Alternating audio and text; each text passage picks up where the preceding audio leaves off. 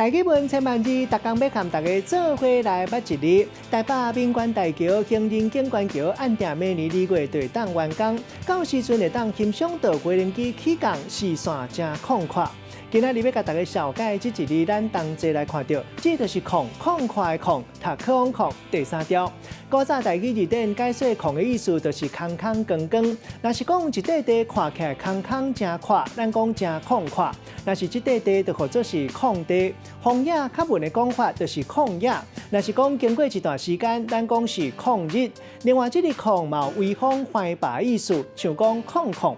带大家做伙来小解这两个词。